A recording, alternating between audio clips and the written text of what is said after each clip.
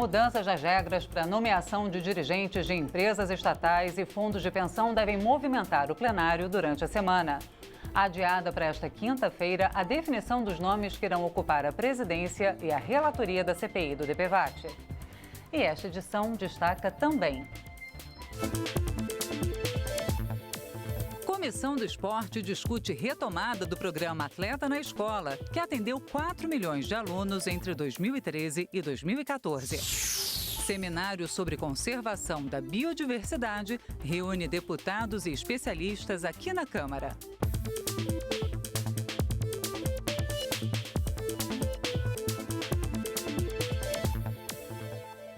Boa noite.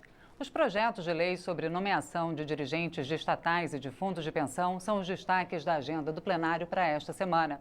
Mas antes, os deputados precisam destrancar a pauta, votando um assunto que também deve causar polêmica. É a proposta que extingue o chamado auto de resistência, instrumento usado como justificativa pela ação policial quando perseguições terminam com a morte de criminosos ou suspeitos. O projeto enviado pela presidente Dilma Rousseff antes do afastamento do cargo exige que sejam instalados inquéritos nesses casos. Mas as maiores polêmicas devem se dar em torno de 2 projetos originários do Senado. Um deles trata da nomeação de dirigentes de empresas estatais dos 3 níveis de governo, além de normas para licitações e práticas de transparência. De acordo com o projeto, os integrantes do Conselho de Administração e os indicados para os cargos de diretor precisarão ter experiência profissional de 10 anos na área de atuação da empresa ou de 4 anos ocupando cargos de primeiro ou segundo escalão em empresas de porte semelhante. Também poderão ser indicados os profissionais que tenham exercido por 4 anos cargo em comissão equivalente a DAS 4 no setor público ou de docente ou pesquisador em áreas de atuação da empresa. Para evitar, inclusive, o que aconteceu no passado recente com a Petrobras, com a Eletrobras e com tantas outras que foram colocados dirigentes com compromissos partidários e que trouxeram esse desgaste, esse rombo formidável de prejuízo para o país. Esse projeto, ele traz um grande capítulo sobre uma verdadeira nova lei de licitações para as empresas públicas. E nós estamos tendo muitos problemas em relação a licitações, como era o regime diferencial que foi aprovado para a Copa, em que se passou por cima da lei 8666. Então, aqui nós não queremos uma nova lei de licitações feita a toque de caixa. A outra proposta polêmica cria regras para a escolha e atuação de diretores executivos e conselheiros de fundos fechados de previdência complementar vinculados a entes públicos. O texto aumenta as restrições para a escolha dos diretores executivos dos fundos de pensão. Hoje, eles já não podem assumir o cargo caso tenham sofrido condenação criminal transitada em julgado.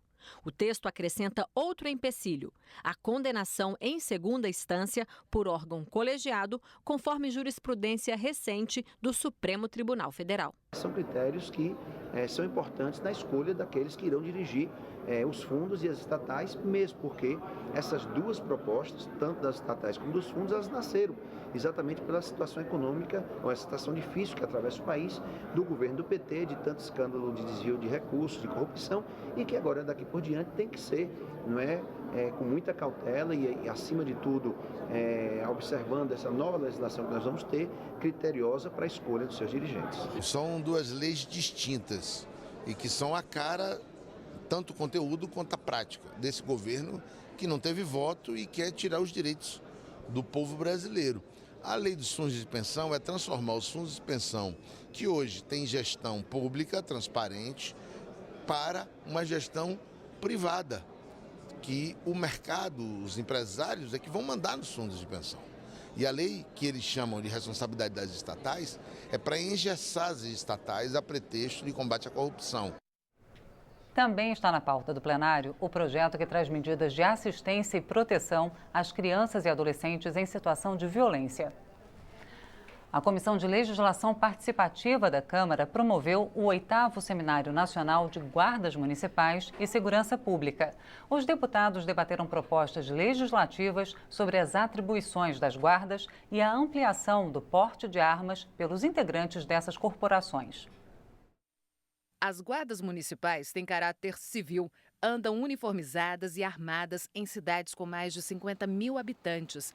Solucionam conflitos, atuam como agentes de trânsito, protegem bens, serviços e instalações. Mas esses profissionais querem ser valorizados. O 8º Seminário Nacional de Guardas Municipais reuniu na Câmara parlamentares, prefeitos e representantes de órgãos de segurança pública para debater as propostas legislativas que ampliam as atribuições da Guarda Municipal, como a proposta de emenda à Constituição 534. Segundo a matéria, além da proteção aos bens e serviços, a Guarda Municipal também ficaria responsável pela proteção da população. Quem conhece a cidade, quem conhece o município, é a Guarda Municipal, mais do que um policial militar, do que um policial civil, que estão de passagem, não tem vínculo com a terra. Portanto, sem dúvida nenhuma, para você salvar a segurança pública nesse país, é só resolver a questão das guardas civis comunitárias. É uma expectativa muito grande, porque todo seminário como esse, ele gera projetos, gera ações que vão, no futuro, repercutir em legislações de aperfeiçoamento das guardas municipais. Outra reivindicação da categoria é a ampliação do porte de armas fora do horário de serviço e para aqueles guardas que atuam em cidades com menos de 50 mil habitantes.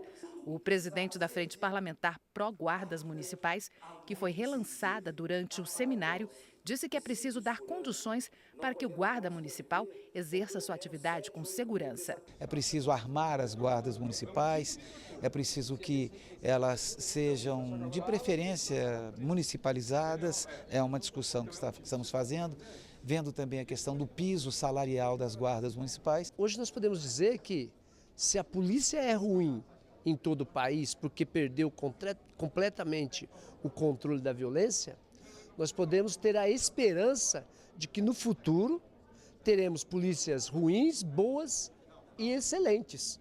Vai depender do investimento do executivo, dos legisladores locais e não mais do Estado, que até hoje tem se tornado uma grande omissão, uma grande mentira na questão da segurança pública. Já o prefeito de Vila Velha apresentou no seminário a experiência bem-sucedida da cidade capixaba na atuação da Guarda Municipal. Colocamos os guardas, as bases, os módulos, sempre em locais de grande trânsito de pessoas.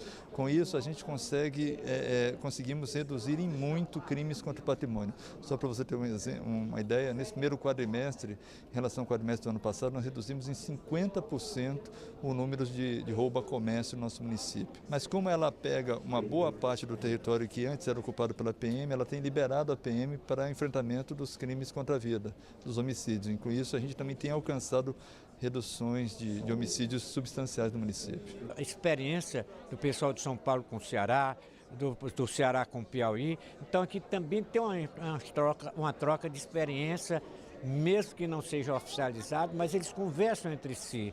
É importante para a comissão participativa também nesse sentido. A CPI, que vai investigar irregularidades na concessão do seguro de danos pessoais causados por veículos automotores, o DPVAT, foi instalada na Câmara. Mas uma disputa acirrada entre os deputados pela presidência e relatoria da comissão adiou a escolha dos nomes para a próxima quinta-feira. O seguro DPVAT existe desde 1974 para garantir o pagamento de indenização em caso de acidente de trânsito que provoque morte ou invalidez permanente. O seguro é cobrado todos os anos dos proprietários de veículos, juntamente com o IPVA e o licenciamento do automóvel. A comissão para investigar supostas irregularidades no seguro foi proposta pela deputada Raquel Muniz. Segundo ela, há indícios de que grupos criminosos estão fraudando o DPVAT. Todo esse levantamento feito pelo Brasil mostra todo um desgaste do DPVAT, desde quando a vítima necessita dele, até no final, quando ela precisa parar de trabalhar e precisa viver desse seguro. E nesse caminho, a gente sabe que há muitas fraudes. A comissão parlamentar de inquérito foi instalada, mas não conseguiu eleger presidente, vice-presidentes nem o relator. houve divergências sobre os nomes que disputam a vaga na presidência. Inicialmente, o indicado foi o deputado Marcos Vicente, do PP, mas o presidente da Câmara, Valdir Maranhão, indicou o deputado Luiz Tibé, do PTdoB. O deputado Lucas Virgílio, do Solidariedade, também briga pela vaga. O acordo é que cabia ao Partido Progressista a presidência, né? Então, evidentemente que isso depende agora de todos os partidos que integram a comissão. Como o assunto é importante, é natural, e eu que estou acostumado nesta casa, de aparecer vários candidatos para presidi-la e também ser, né, o relator ou a relatora. De maneira que foi tumultuado no início.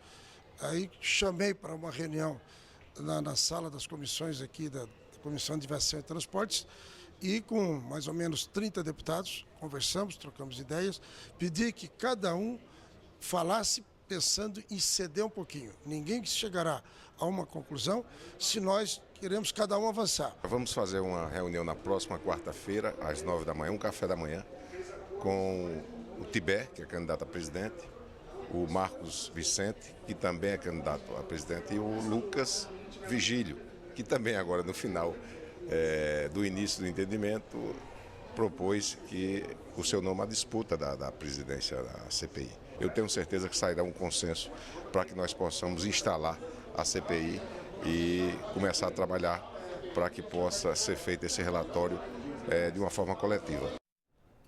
Nesta segunda-feira, procuradores da República no Paraná pediram à Justiça Federal no Estado a abertura de uma ação civil pública contra o presidente afastado da Câmara, Eduardo Cunha. Eles afirmam que o parlamentar é beneficiário direto do suposto esquema de corrupção na Petrobras e pedem a cassação dos direitos políticos de Cunha por 10 anos, além do pagamento de multa superior a R$100 milhões.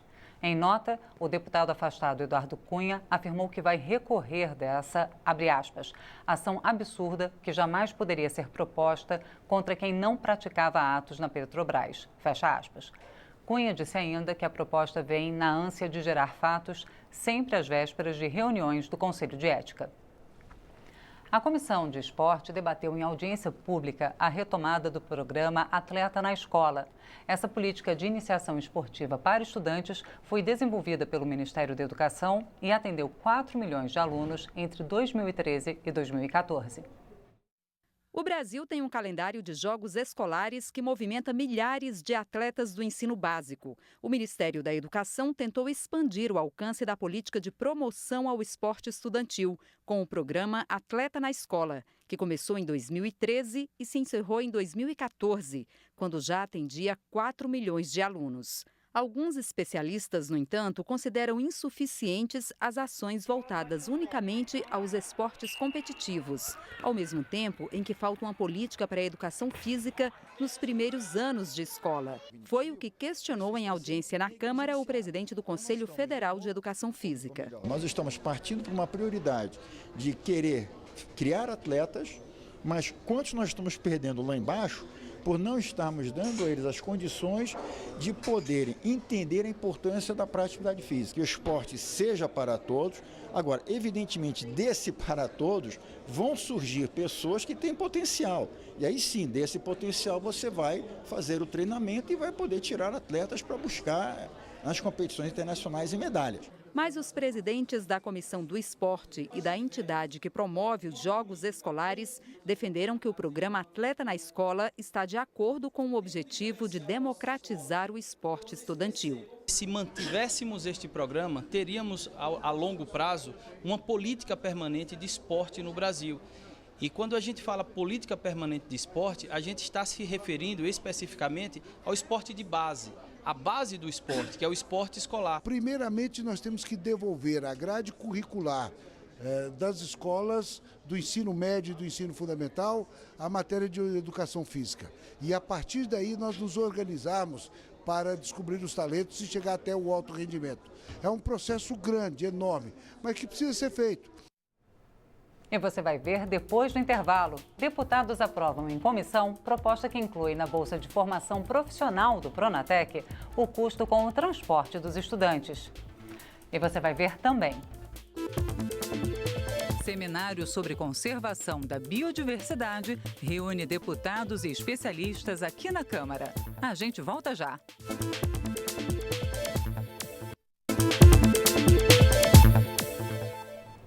A comissão especial que trata do Código de Processo Penal realizou audiência pública na Câmara para discutir propostas que tragam agilidade à Justiça, mas sem deixar de assegurar o amplo direito de defesa previsto na Constituição.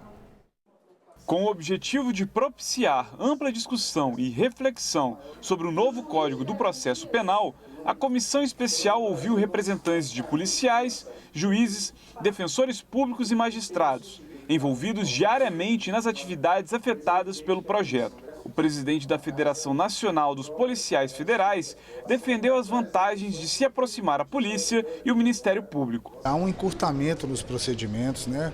O inquérito policial se une praticamente à denúncia, né? Então todos esses passos que são dados pela polícia, independente do Ministério Público, numa investigação habitual, costumeira, ela acaba entrando no que a gente chama de ping-pong entre polícia e Ministério Público, volta, retorna com pedido de prazos. E numa operação, porque o Ministério Público já se aproxima da polícia, já conhece os dados, isso fica muito mais facilitado. O desembargador e representante da Associação dos Juízes Federais do Brasil concordou com a importância desse trâmite direto, salvo em alguns momentos, quando o juiz se faz necessário. Existe resolução do Conselho de Justiça Federal estabelecendo essa tramitação direta.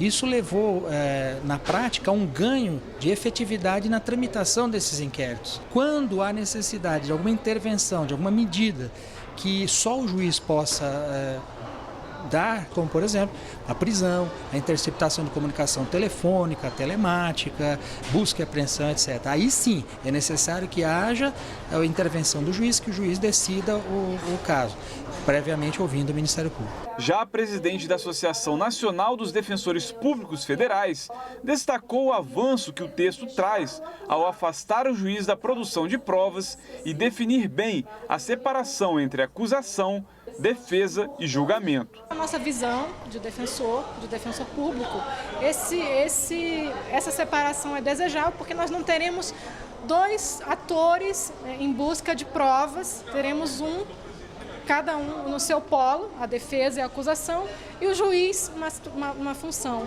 de imparcialidade e equidistância. O presidente da comissão especial comentou a importância do novo código para dar respostas à sociedade em relação à segurança pública como um todo. A gente precisa dar respostas tanto do ponto de vista do processo legal, como também do ponto de vista de ofertar uma segurança pública para toda a sociedade brasileira. E, ao mesmo tempo, dando garantias aos réus do amplo direito de defesa, conforme reza a Constituição Federal.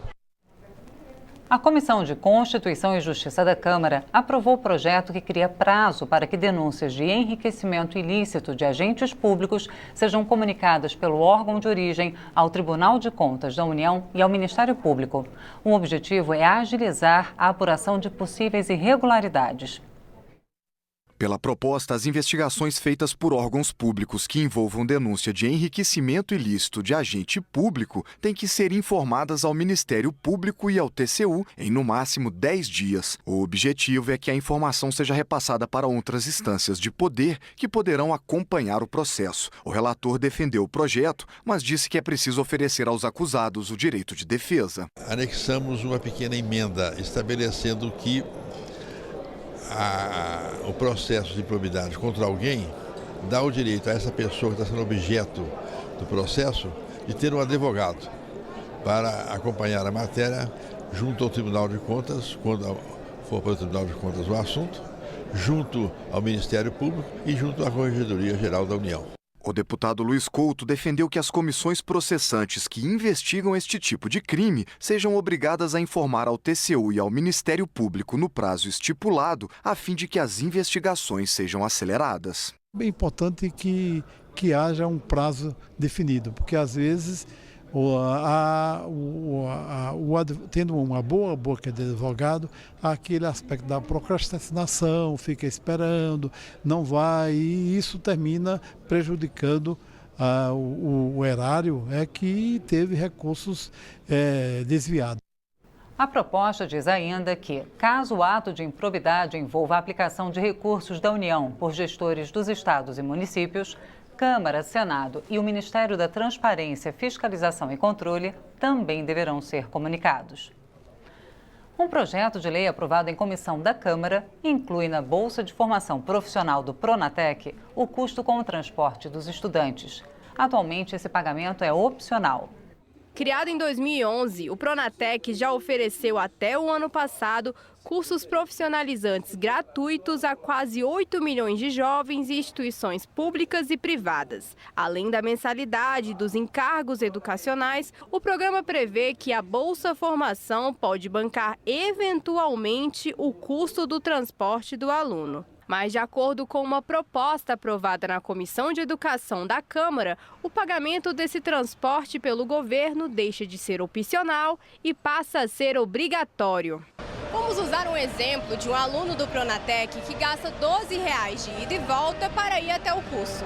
No final do mês, ele gastaria R$ 264 de transporte, um custo que muitas vezes motiva a desistência dos alunos. Nós sabemos muitas vezes que a dificuldade em custear o transporte é um grande impedimento para que pessoas de baixa renda façam cursos de formação profissional. E o Pronatec não pode deixar de prosperar, de atingir essa camada que mais necessita por conta de qualquer falha na previsão legal de custear esse transporte do aluno. Roberta participa do Pronatec. Ela faz o curso técnico em farmácia e, para ela, o benefício do transporte facilita a qualidade do ensino. A gente vai economizar tempo, vai poder estar em segurança e vai poder chegar mais rápido e ter aquela tranquilidade de que vai ter o transporte, você vai ter como ir e vir. A Comissão de Agricultura realiza nesta terça audiência pública para discutir a posição do Brasil na 7ª Conferência das Nações Unidas para o Controle do Tabaco, que será realizada em novembro em Nova Delhi, na Índia. Reduzir a venda do tabaco, combater a produção do fumo, impedir a propagação dos cigarros eletrônicos e diminuir em 30% o consumo de cigarros até 2025. Essas são as metas da chamada COP7, Conferência das Nações Unidas, em que o Brasil tem desempenhado um papel importante. Segundo o maior produtor de fumo do mundo, com uma cadeia produtiva que mantém quase 800 mil empregos diretos e indiretos, o Brasil liderou a negociação de artigos da convenção que buscam alternativas economicamente viáveis à produção do fumo. Ele tem que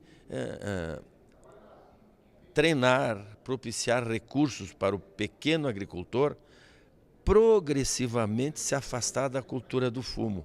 Ele vai continuar produzindo fumo que vai lá para fora, só que ele vai ser ajudado para trabalhar outras culturas, por exemplo, a questão do leite, o gado fechado, fruticultura, a horticultura. Isso precisa ajuda e subsídio pesado. O fumicultor não será proibido, e nem se pode, que ele continue produzindo fumo. Só que ele vai ser orientado progressivamente a se afastar dessa cultura, porque logo no futuro os mercados serão bem menores.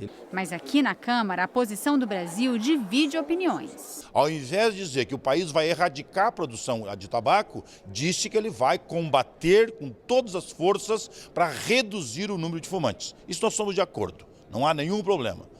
Só que não se use o expediente de proteger a saúde para obrigar as pessoas a não plantar mais tabaco, porque enquanto a venda for lícita no mundo, o Brasil quer ter direito de produzir. Um seminário sobre a conservação da biodiversidade reuniu especialistas e deputados aqui na Câmara. Eles debateram o desenvolvimento do extrativismo sustentável, do turismo ecológico e da agroecologia para a manutenção da riqueza do campo e do equilíbrio do planeta. A população mundial não para de crescer. Para alimentar tanta gente, o mundo investe em imensas áreas de monocultura. Grandes quantidades de frutas, verduras e legumes de uma mesma espécie. A variedade está sendo drasticamente reduzida. Com ela, vão embora também a história, a cultura local. Por exemplo, o milho Historicamente, o milho, nós tínhamos centenas ou milhares de variedades, porque cada comunidade ia fazendo seu processo de seleção, tirando as suas sementes melhores para aquela realidade, adaptadas àquelas condições.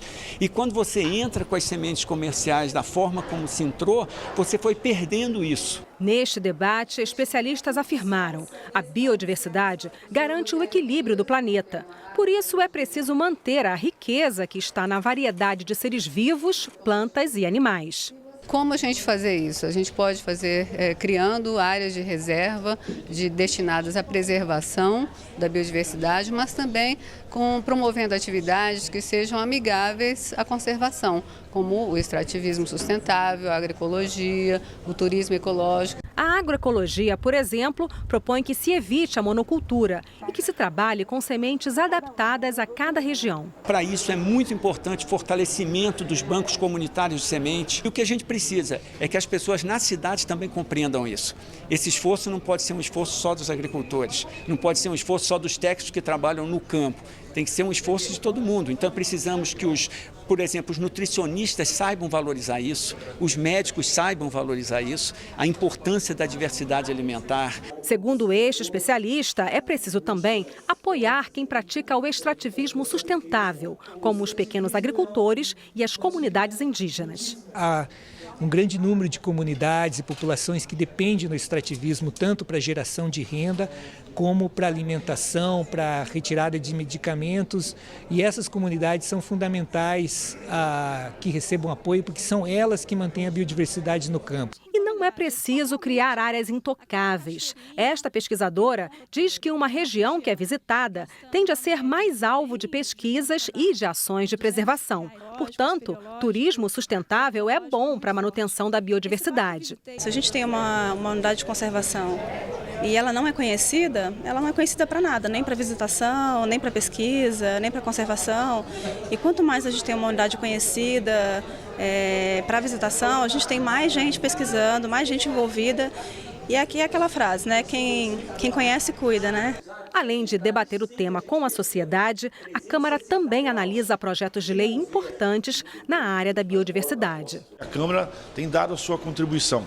Feito o debate na recuperação, nós estamos trabalhando muito com os materiais genéticos, estamos trabalhando no pagamento por serviços ambientais, tem a lei do bioma do Cerrado. Precisamos de olhar a biodiversidade, não só olhando para o continente, olhando para o mar também é importante. Então a Câmara dos Deputados tem dado a sua contribuição. E esta edição termina agora. Para outras informações ou para rever nossas reportagens, é só acessar a nossa página na internet. O Jornal da Câmara volta amanhã. Até lá!